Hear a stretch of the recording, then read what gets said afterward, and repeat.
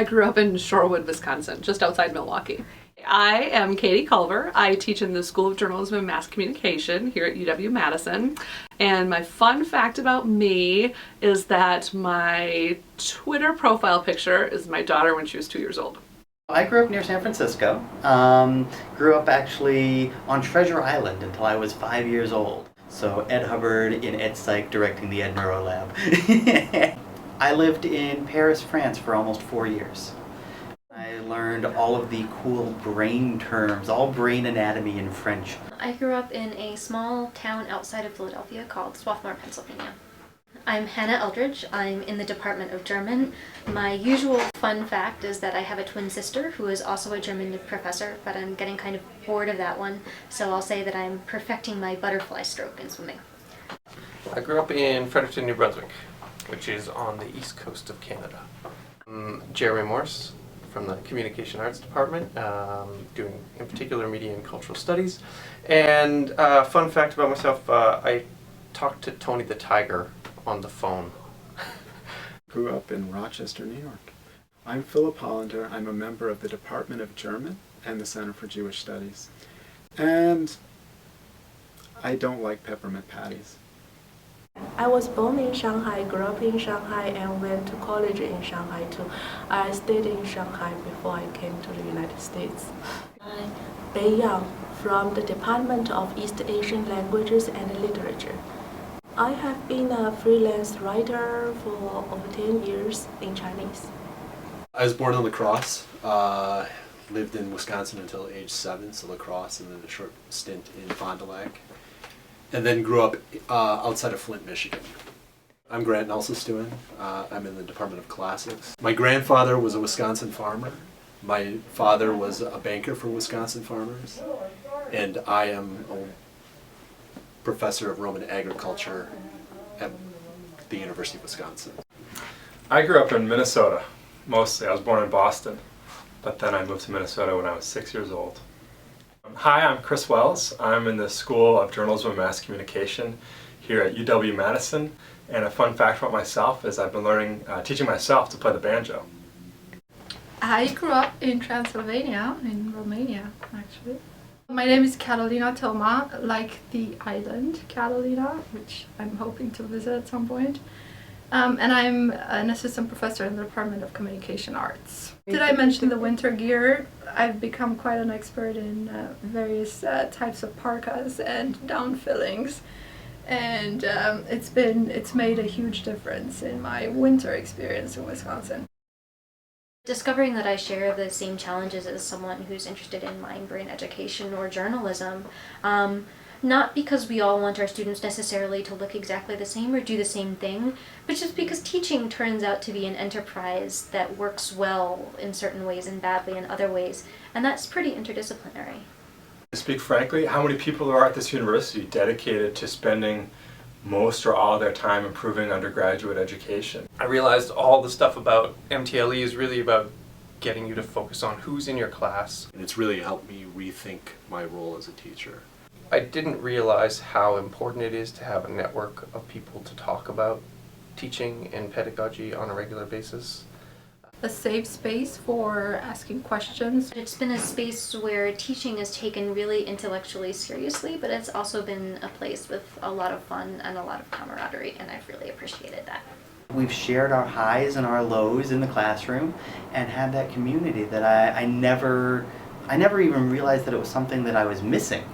I think the most exciting thing for me is the potential effect that this will have on my teaching down the road. One of the things that I think that MTLE has done for me is to help me think about how one designs and puts together classes and sort of the role of an assignment within teaching. Every single week, I feel like I walk out with actionable ideas, things that I can change and tweak and implement and try, and that's my favorite part of it.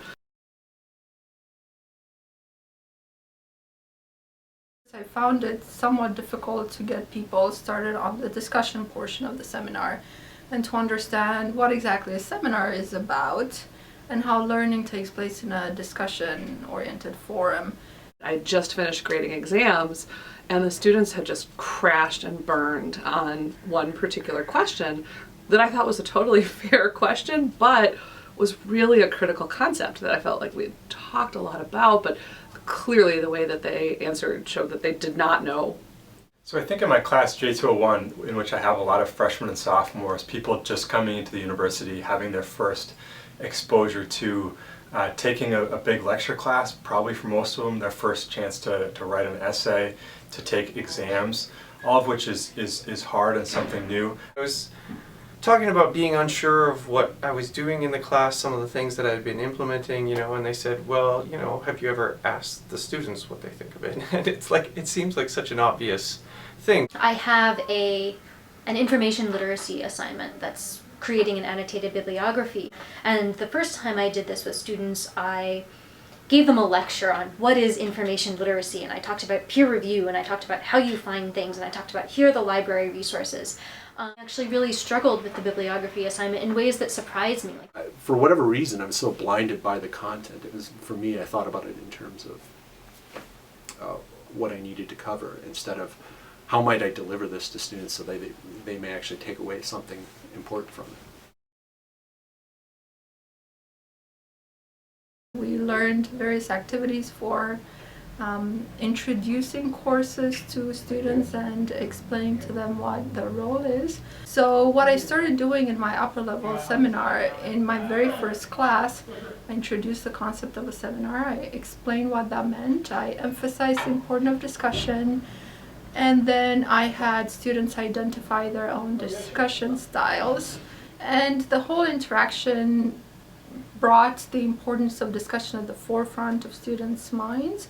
And I really do believe that it facilitated flow of information in the class.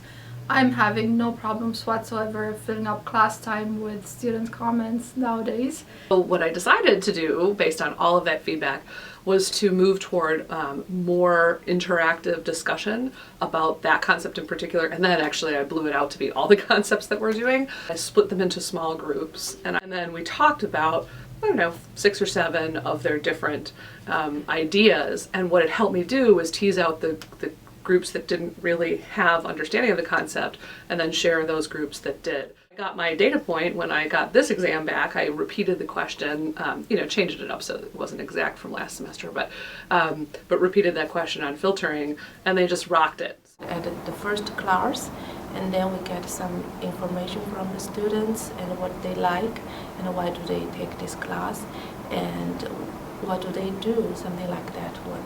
And because I taught a large class last semester, and it really helped me to know them well. I've made like 1,000 little changes as a result of working with MTLE. But the thing that kind of moved me most was this idea of learner-centered teaching. One of the big takeaways I've had from that has been to streamline a lot of my material on both assignments, like essay assignments, but also in lectures. I've gotten a really good response from students who are able to think a little bit more conceptually now because they've had more depth, maybe not quite as many concepts, but more depth on the ones that they have. What I'm doing this time around is having students, without any preparation from me, just bringing in an article, and I want to see what they understand by that. And then I give them a whole set of questions saying, well, how did this get where you found it? And who wrote it? And why do they have the knowledge that they need to write this article? And why should you trust them or not? And so going from that specific object that they have in front of them, making them ask those questions, and then saying, aha, so this is a thing called information literacy, knowing where something comes from, why you should trust it or not, how much weight you can put on it, has been an example of the way MTLE helped me go from this very top-down, big concept structure to, okay, let's figure this out ourselves and let students develop the concepts they need on their own. Students who started out really quiet are participating, are feeling comfortable, and I think that genuinely matters. Maybe more nuts and bolts, potentially vigorous ways are the assignments are better. I'm getting more essays that I like to read. People saw the connection between the lectures and the assignments much more clearly, and that came across in the evaluations. In one of my big lecture classes, I wanted students to show me their ability to understand where a work of literature fit into a larger literary history. And I introduced an assignment where I gave them pieces of literature without names, without titles, and the assignment was to place it within literary history based on markers that they found within the text. Once I started to really engage with MTLE and think about learning as a process that I was fostering in these various ways, I became much more explicit. So when I, for example, design a test, I provide students with a lot more insight now into how that test is testing their learning. And so one of the things that I've done starting this semester to really test that learning is through the use of Top Hat. It's an online clicker system. And that Top Hat system allows me to have all sorts of questions interspersed throughout the lecture. And that students are finding the brain models, the Top Hat questions, all these sorts of teaching innovations that I've added into this course. They're finding all of those to be really valuable for enhancing their learning. So I implemented a mid-semester check-in, with 3 or 4 simple questions that Chris and Sarah gave me. And then I showed the results back to the students the following day, saying, here's what you like in this class so far, here's what isn't going well, here's where we could do things better, here's some things you want to focus on. One of the students came into my office, talked to me about something else in the class, and I sort of apologized for the survey. I said, sorry to make you fill out these surveys that I'm sure you have to fill out for every class all the time. And she stopped and she said, no, it's actually amazing. I've been here for 4 years, I'm graduating this year, and no one has ever asked me how the class is going. You pay a lot of attention to what, students are enjoying in the class, not enjoying, and you actually make changes during the class. She was just very thankful that that kind of thing had happened. Just be shameless about using the resources that are other people in the program. Don't be afraid to try things out. Be open with whatever issues you may have. Be reflective about your classroom experience. Take digital notes and go back and search them. I sort of entered the program thinking that my courses were kind of set in stone, and MTLE's been really good at just saying, oh, if that didn't work here, sub this in, try this out, right? There is always a space to improve your teaching. You have to think of teaching as an opportunity to try things to get better, and you only get better by taking some risks.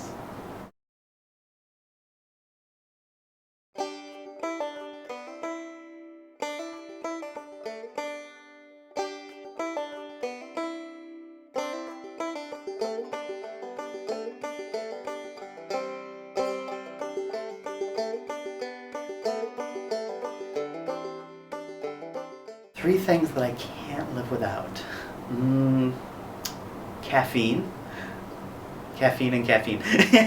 No. I could live without caffeine, actually.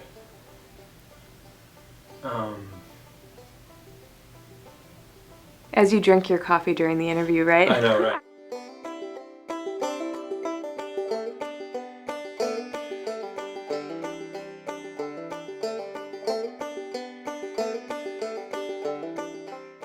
Yeah, is this the part where I have to say backward design or else I don't graduate the program? No.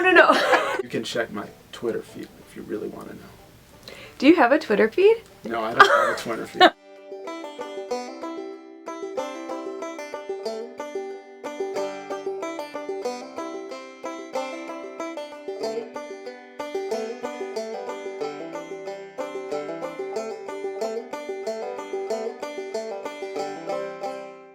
Oh, I didn't see you there.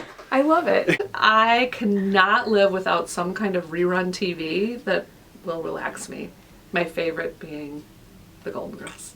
I'm not sure I want MTLE to end.